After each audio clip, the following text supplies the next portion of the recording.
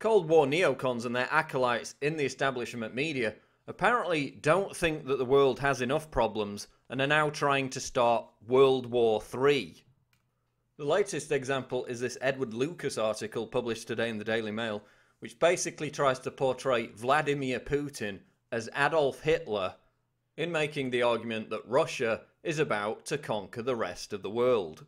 Which is kind of ironic because back in the 1930s, along with much of the British establishment, including many members of the royal family, the Daily Mail were vehement supporters of Adolf Hitler and the Nazis. So Lucas attempts to make the case that Putin is striking at the heart of the West by invading Ukraine as a pretext to invade the rest of Europe.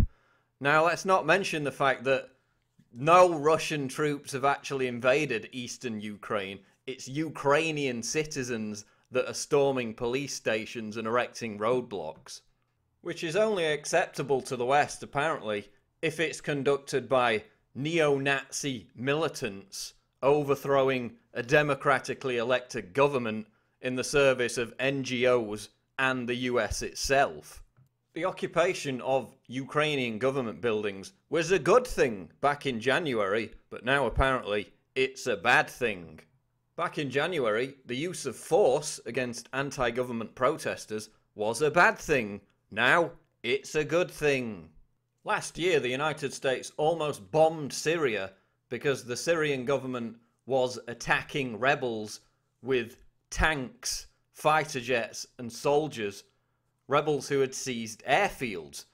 That was a bad thing to attack them last year. Now that Ukraine's doing it, it's a good thing. Edward Lucas says that Russia's hypocrisy is breathtaking.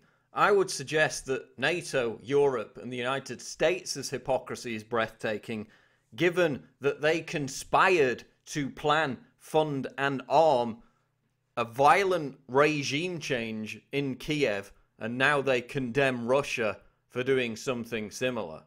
Which is not to glorify Vladimir Putin, who is undoubtedly an authoritarian thug. But the last time I checked, Russia didn't invade countries and kill 1 million people.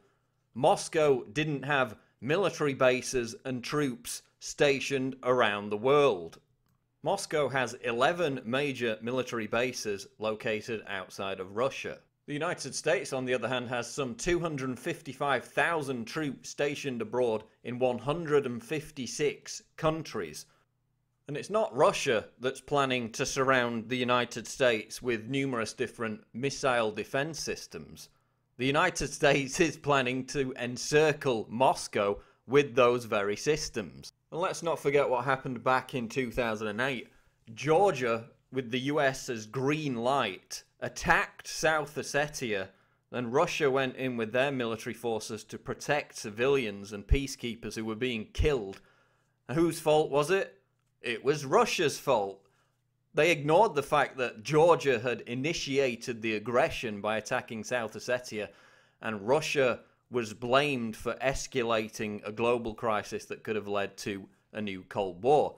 We're seeing the exact same process again.